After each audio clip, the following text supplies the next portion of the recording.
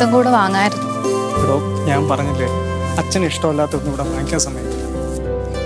അമ്പലത്തിൽ പോവാന്ന് പറഞ്ഞു പോയിട്ട് എവിടെ നിറങ്ങാൻ പോരുന്നത് കേടാ? അച്ഛാ, ഞങ്ങൾ അമ്പലത്തിൽ നിന്ന് വരുന്ന വഴിക്ക് തുണി എടുക്കാൻ കയറിയായിരുന്നു. കല്യാണത്തിന് മുമ്പ് ആവശ്യമുള്ള തുണിയെല്ലാം എടുത്തിരുന്നല്ലേ? അയ്യോ, അതിനല്ല. നാളെ ഇവളുടെ ചേച്ചിയുടെ വീട്ടിലാണ് വിരുന്നുണ്ണാൻ പോകുന്നത്. അപ്പൊ അവിടുത്തെ കുട്ടികൾക്ക് ഒരു ജോഡി ഡ്രസ്സ് എടുക്കാന്ന് വിചാരിച്ചു. വിരുന്നിന് പോകുന്നവർക്കെല്ലാം തുണി എടുത്തു കൊടുക്കണമെന്ന് നിർബന്ധമുണ്ടോടാ? എന്തോ ഇവിടെ കിടന്ന് ഒച്ച എടുക്കുന്നത്? നാളെ വിരുന്നിന് പോകുന്ന വീട്ടുകാർക്കെല്ലാം തുണി എടുത്തോണ്ട് വന്നിരിക്കുക അതിന്റെ പുന്നാരമോൻ. അയ്യോ അച്ഛ, എല്ലാവർക്കും ഒന്നുമില്ല, കുഞ്ഞുങ്ങൾക്ക് മാത്രമേ ഉള്ളൂ. മോളെ, അങ്ങനെ ചില നാട്ടു നടപ്പൊക്കെ കാണും, പക്ഷെ അത് ഇവിടെ നടക്കത്തില്ല. ഇവിടുന്ന് ഒരു 5 പൈസ അനാവശ്യമായിട്ട് കളയാൻ ഞങ്ങൾ സമ്മതിക്കില്ല. കവറിലെന്തോടാ? അത് ഫ്രൂട്ട്സാ. ഓ, അതും വിരുന്നിന് പോകുന്ന വീട്ടിലേക്കായിരിക്കും. അയ്യോ അല്ല, അത് ഇവിടത്തേക്ക് വാങ്ങിച്ചതാ. എടാ, അത് വിളിച്ചു ചോദിച്ചിട്ട് വാങ്ങിച്ചോണ്ട് വന്നാ പോരെ? ഇവിടെ ആവശ്യമുള്ള ഇരിക്കുമല്ലയോ? ഒരു കാര്യം ചെയ്യ്, ഇത് കൊണ്ട് കൊടുത്തിട്ട് കാശ് വാങ്ങിച്ചോണ്ട് വാ. അയ്യോ അച്ഛാ, അത് നാണക്കേടല്ലേ? എന്താ നാണക്കേട്? വേണ ഞാനിവിടെ വരാം. എന്തായാലും വാങ്ങിച്ചതല്ലേ, അതിരിക്കട്ടെ. നിന്റെ ബാങ്കിന്റെ സ്റ്റേറ്റ്മെന്റ് മുഴുവൻ എന്നെ ഒന്ന് കാണിക്കണം. നീ ആവശ്യമില്ലാതെ കുറെ പണം ചെലവഴിക്കുന്നുണ്ട്. കാണിക്കാം.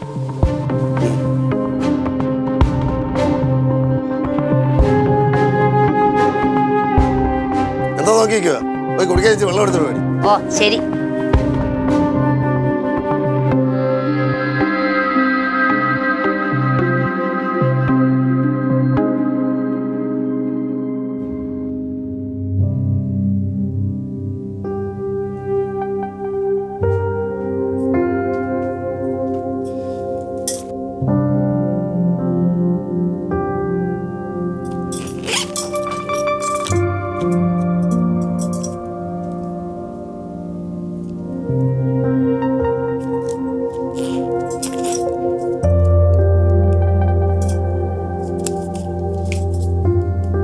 വിവേക്, എന്താണോ? ഇതാ കുട്ടികൾക്ക് തുണി വാങ്ങിയ കാശ് അച്ഛനും കൊടുത്തേക്ക്. എടോ, ഞാനെന്താ ആളെ കളിയാക്കാണോ? എന്ത് കഷ്ടാ വിവേക് ഇത്. എന്തൊക്കെയാ ഇവിടെ നടക്കുന്നേ? ഇത് വീടാണോ അതോ ജയിലോ? എടോ, ഇതൊക്കെയാണ് ഇവിടുത്തെ രീതികൾ. അച്ഛൻ്റെ അടുത്ത് പറയാതെ ഒരു കാര്യങ്ങളും ഇവിടെ ചെയ്യാൻ പറ്റൂല. പണ്ട് മുതലുള്ള ശീലമാണ്. അച്ഛൻ ഗവൺമെൻറ് എംപ്ലോയി ആണെങ്കിലും ഞങ്ങളെ പട്ടാള ചിട്ടയിലാണ് വളർത്തിയത്. വിവേക്, ചിട്ടേ ശീലമൊക്കെ നല്ല തന്നെയാ, ഞങ്ങളെ അങ്ങനെയൊക്കെ തന്നെ വളർത്തിയത്. പക്ഷെ ഇവിടെ ഇത് എന്തൊക്കെ രീതികളാ? ഇക്കണക്കിന് നാളെ എനിക്ക് എന്തെങ്കിലും ആവശ്യം വന്നാ ഞാൻ അതിനും അച്ഛനെ സമീപിക്കണോ? എടോ, താൻ പേടിക്കണ്ട, നമുക്ക് അച്ഛൻ അറിയാതെ. അറിയാതെയോ? വിവേക് എന്തൊക്കെയാ പറയുന്നേ? താൻ പഴയ കൊച്ചുകുട്ടിയല്ല, താൻ ഇപ്പൊ എന്റെ ഭർത്താവാ, നാളെ ഒരു അച്ഛനാവേണ്ടതാ.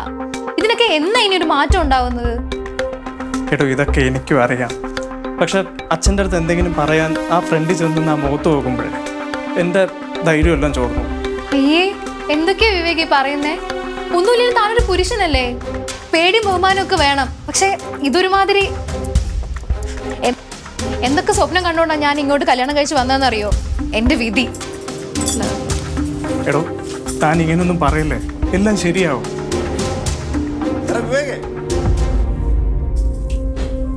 നിനക്കെന്താണ് ചെവി കേട്ടൂടെ? ദാ വരുന്നു. ചെല്ല്, ഇല്ലെങ്കിൽ ചിലപ്പോ അടി കിട്ടും.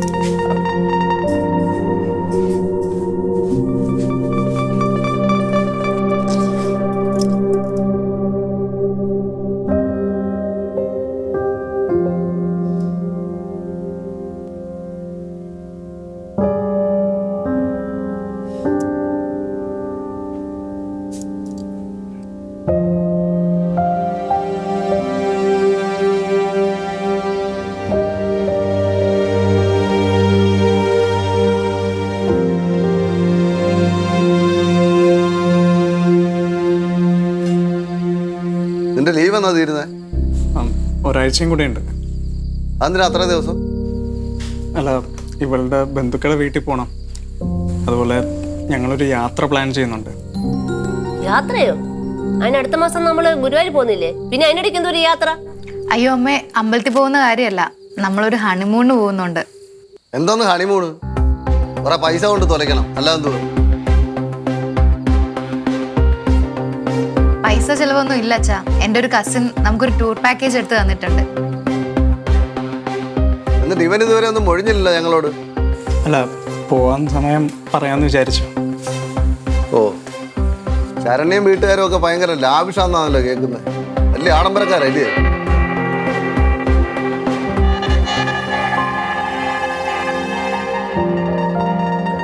മോളെ പൈസ സൂക്ഷിച്ചു വെച്ചാൽ നിങ്ങൾക്ക് കൊള്ളാം. നാളെ നിങ്ങൾ എപ്പോഴാ പോന്നെ? ഞങ്ങൾ രാവിലെ. രാവിലെ പോണെങ്കിൽ ശരണ്യ രാവിലെ അടുക്കളയിൽ കയറണം. രാവിലത്തേക്കും ഉച്ചത്തേക്കും ഭക്ഷണം ഉണ്ടാക്കി വെച്ചിട്ട് പോണം. പിന്നെ നിങ്ങൾ നാളെ തന്നെ തിരിച്ചു വരുമോ? അല്ല, നാളെ ഇവളുടെ ചേച്ചിയുടെ വീട്ടിൽ തങ്ങാനാ പ്ലാൻ. എന്തോന്ന് പ്ലാൻ? നാളെ നിങ്ങളുടെ അമ്മയും കൊണ്ട് നടുവ് തിരുമാൻ പോകേണ്ട ദിവസമാണ്. അവൾ ഉച്ചയ്ക്ക് മുമ്പ് ഇവിടെ എത്തിയേക്കണം.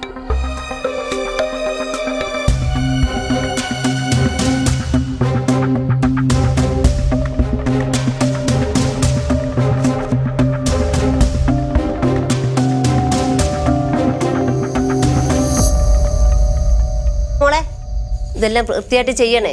അതുപോലെ മോളെ ഒരു കാര്യമുണ്ട്, അദ്ദേഹത്തിന് കറികൾ വെക്കുമ്പോൾ നല്ല എരിവും ഉപ്പും വേണം കേട്ടോ. ഞാൻ ചെയ്യാം അമ്മേ. ഒരു കാര്യമുണ്ട്, അച്ഛന് കുളിക്കാൻ ചൂടുവെള്ളം തന്നെ വേണം. അതും ആ പുറകൾ തടുപ്പി തന്നെ വെച്ച് കത്തിക്കണേ. അതിനിവിടെ ഹീറ്റർ ഇല്ലേ?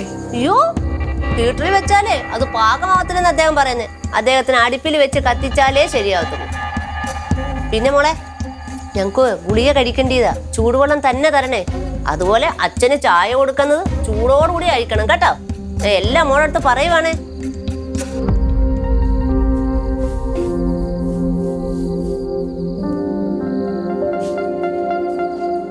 താന് ജോലി ചെയ്ത് കുഴഞ്ഞല്ലേ? ഇതൊക്കെ ഞാൻ എൻ്റെ വീട്ടിലും ചെയ്യുന്നതല്ലേ. പിന്നെ തൻ്റെ വീട്ടിൽ അത്ര പണി കാണത്തില്ലല്ലേ? ഇവിടെ നമ്മൾ 4 പേരല്ലേ ഉള്ളൂ.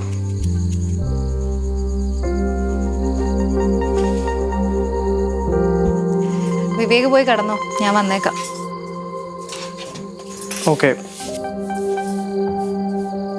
പിന്നെ വരുമ്പം ഫ്രിഡ്ജ് ഓഫ് ചെയ്തേരെ. അതിനകത്ത് സാധനം ഇരിക്കുമല്ലേ?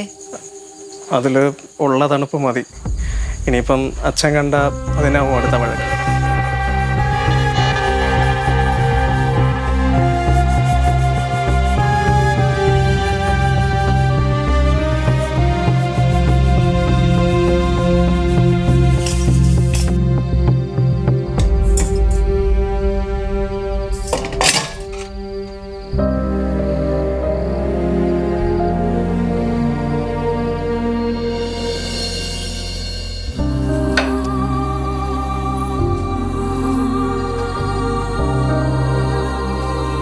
എന്താ വിവേക് വല്ലാതിരിക്കുന്നേ? താനിവിടെ ഇരുന്നേ. എടോ, തനിക്ക് ഞാനൊരു കഴിവ് കെട്ടവനാണെന്ന് തോന്നണുണ്ടോ? അതെന്താ ഇപ്പം അങ്ങനെ ചോദിക്കാൻ?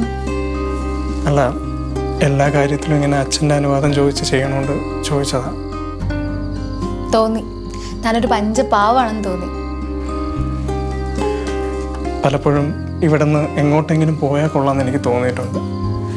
പക്ഷെ അങ്ങനെ പോയാൽ അച്ഛനും അമ്മയും ഇവിടെ ഒറ്റയ്ക്കായി പോകുമെന്ന് ഓർത്തിട്ടാ. എനിക്ക് മനസ്സിലാവും വിവേക് അച്ഛനും അമ്മയായിട്ടൊന്നും വഴക്കുണ്ടാക്കണമെന്നും ഞാൻ ആഗ്രഹിക്കുന്നില്ല. എൻ്റെ അച്ഛമ്മ ഇടയ്ക്ക് പറയാറുണ്ട്, ഒരു പെണ്ണൊരു വീട്ടിൽ ചെന്ന് കയറിയാൽ അവിടുത്തെ രീതികളും ഒക്കെ ആയിട്ട് പൊരുത്തപ്പെടണമെന്ന്. പക്ഷെ ഇതിപ്പോൾ ഒരു രീതിയിലും പറ്റുന്നില്ലല്ലേ തനിക്ക്? എല്ലാ കാര്യങ്ങൾക്കും ഒരു മുൻകൂർ അനുവാദം വേണമെന്നല്ലേ ഉള്ളൂ. ഞാൻ പോയി കുളിച്ചിട്ട് വരാം. എടോ, ദേ അച്ഛൻ വല്ലാത്ത പേടി തന്നെ.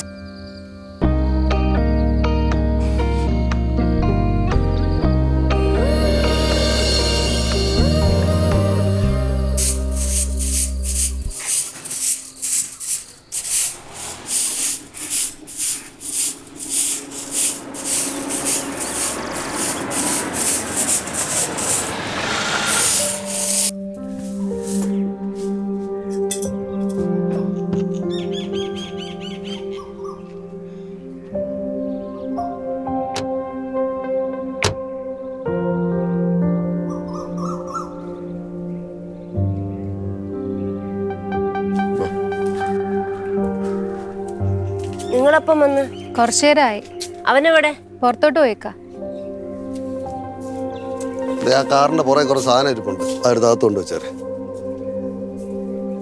പിന്നെ ആ കാറോടെ ഒന്ന് കഴിയിട്ടേ.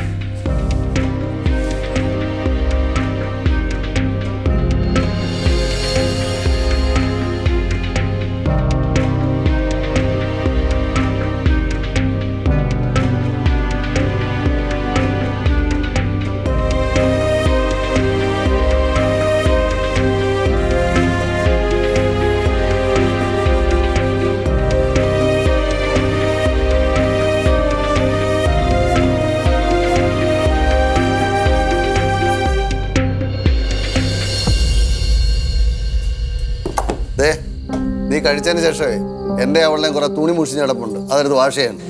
ശരി അച്ഛാ, നാളെ ചെയ്യാം. എന്തിനാ നാളെ ആക്കുന്നത്? ഇപ്പൊ സമയം 8:30 ആയതല്ലേ ഉള്ളൂ.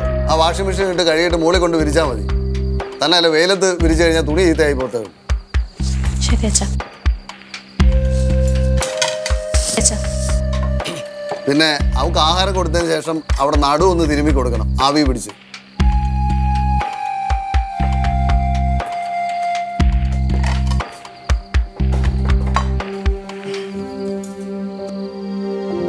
താൻ കഴിക്കുന്നില്ലേ?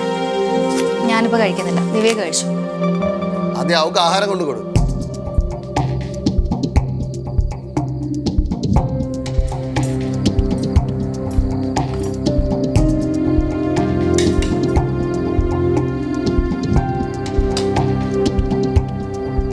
നീ എന്ത് വായം പൊളുന്നുണ്ടിരിക്കുന്നത്?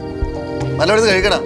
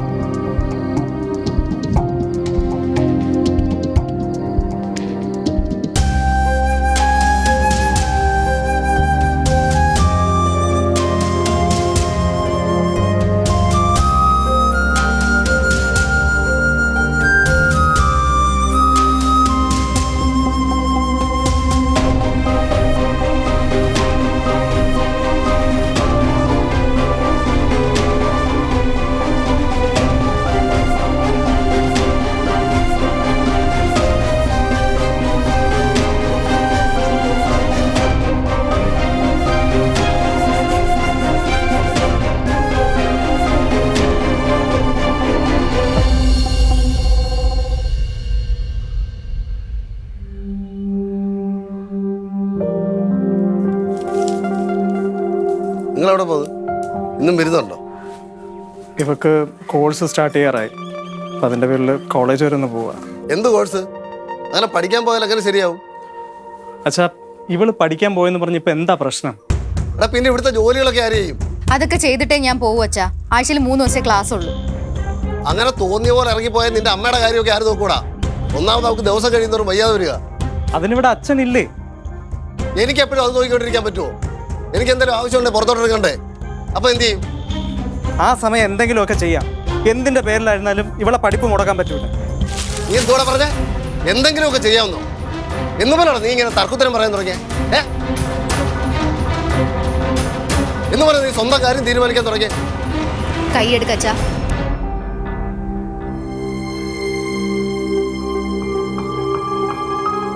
കൈയെടുക്കാൻ. കാര്യം വിവേക് നിങ്ങളുടെ മകനൊക്കെ ആയിരിക്കാം, പക്ഷെ ഇപ്പൊ അയാൾ എന്റെ ഭർത്താവ് കൂടിയാണ്. എന്റെ ഭർത്താവിനെ അധിക്ഷേപിക്കുന്നത് എനിക്ക് ഇഷ്ടമല്ല. ശരണ്യ, നിർത്ത്. ഇല്ല വിവേക്, എനിക്ക് പറയണം.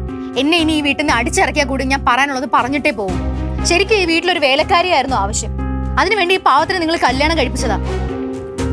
മോളെ, മുതിർന്നവരോടാണോ ഇങ്ങനെ സംസാരിക്കുന്നത്? ആരോടായാലും പറയാനുള്ളത് പറയണോ അമ്മേ. എനിക്ക് വീട്ടുജോലി ചെയ്യാനൊന്നും ഒരു മടിയും ഇല്ല. അതൊക്കെ പഠിപ്പിച്ചിട്ട് തന്നെ എന്നെ വളർത്തിയത്. പക്ഷെ ഇതൊരുമാതിരി ശത്രുക്കളോട് പെരുമാറുന്ന പോലെ. അത് ശരിയല്ല. ഈ പ്രായത്തിലൊരു മോൾ ഇവിടെ ഉണ്ടല്ലോ. കെട്ടിച്ചേച്ചി വീട്ടിൽ ഇങ്ങനെയാണോ എന്നൊന്ന് വിളിച്ച് അന്വേഷിച്ചു നോക്ക്. ഇങ്ങനെയൊക്കെയാണോ പെരുമാറുന്നതെന്ന്. ശരണ്യ, നീ ഒന്ന് വന്നേ. ഇല്ല, പറയണം. പിന്നെ അച്ഛൻ ഇന്നലെ ഒരു കാര്യം എന്നോട് ചോദിച്ചായിരുന്നില്ലേ, നിങ്ങളുടെ വീട്ടുകാരൊക്കെ ഭയങ്കര ദൂർത്തടിയാണോ എന്ന്. എന്റെ ബന്ധുക്കളൊക്കെ ചോദിച്ചതാ, കല്യാണത്തിന് ഇത്രയും സ്വർണവും കൊടുത്ത് വിട്ടിട്ട് ഒരു സർക്കാർ ഉദ്യോഗസ്ഥനെ കൊണ്ട് കെട്ടിച്ചാൽ പോരായിരുന്നോ എന്ന്. പക്ഷെ ഈ വിവേക് ഒരു പാവമായിട്ടാ ഞാൻ ഇതിന് സമ്മതിച്ചത്. അല്ലാതെ നിങ്ങളുടെ ഈ കുടുംബ മഹിമ കണ്ടിട്ടൊന്നുമല്ല. നിന്റെ ഭാര്യ ആള് കൊള്ളാമല്ലോടാ. പൂച്ചയെ പോലെ പതുങ്ങി ഇരുന്നിട്ട് ഇപ്പൊ ചാടി കടിക്കാൻ വരുവാണല്ലോ. അച്ഛാ, ഞാൻ ചാടി കടിക്കാൻ വന്നൊന്നുമല്ല. ഞാൻ ഇപ്പോഴെങ്കിലും ഇത് പറഞ്ഞില്ലെങ്കിലില്ലേ, നിങ്ങൾ ഈ വരച്ച വരയെ നിർത്തി പഠിപ്പിച്ച മോൻ ചിലപ്പോൾ പൊട്ടിത്തെറിച്ചെന്ന് വരും. അത് നിങ്ങൾക്ക് 2 പേർക്കും ചിലപ്പോൾ താങ്ങത്തില്ല. ഇവിടുത്തെ എന്ത് ജോലി ചെയ്യാനും എനിക്ക് യാതൊരുവിധ മടിയുമില്ല. പക്ഷെ ഒരു വേലക്കാരിയാക്കാൻ നോക്കിയാൽ ഞാൻ അതിന് സമ്മതിക്കത്തില്ല. ഞങ്ങളുടെ വ്യക്തിപരമായ കാര്യങ്ങളിലൊക്കെ നിങ്ങൾക്ക് ഇടപെടാം, പക്ഷെ തടസ്സം നിൽക്കരുത്. ഇങ്ങോട്ട് ബഹുമാനം തന്നാലേ തിരിച്ചും തരാൻ പറ്റുള്ളൂ. ഇത്രയൊക്കെ പറഞ്ഞ സ്ഥിതിക്ക് ഞാൻ നിങ്ങളുടെ കണ്ണിൽ ഒരു അനുസരണഘട്ടകളാണെന്ന് നിങ്ങൾക്ക് തോന്നുമായിരിക്കും. നല്ലതിൽ ഞങ്ങളുടെ ജനറേഷനിൽ അഹങ്കാരികളാണെന്ന് ഒരു ചൊല്ലുണ്ടല്ലോ. എല്ലാം നല്ലതിലാണെന്ന് വിചാരിച്ചാൽ മതി. വിവേക്, സമയമായി, നമുക്കിറങ്ങാം. അച്ഛാ, എന്നാ ഞങ്ങളങ്ങോട്ട്. അയ്യോ ഇനി അനുമതി വാങ്ങാനൊന്നും നിൽക്കണ്ട. അച്ഛനും അമ്മയ്ക്കും ഏകദേശം കാര്യങ്ങളൊക്കെ മനസ്സിലായിട്ടുണ്ട്. വിവേക് വാ.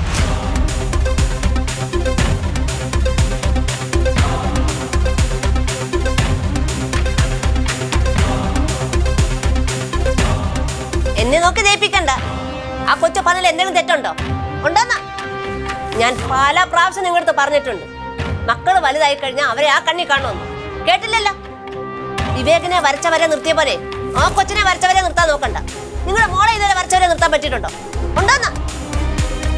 നിർത്തിക്കോ ഈ ഭരണവും അടിച്ചാമർത്തലൊക്കെ.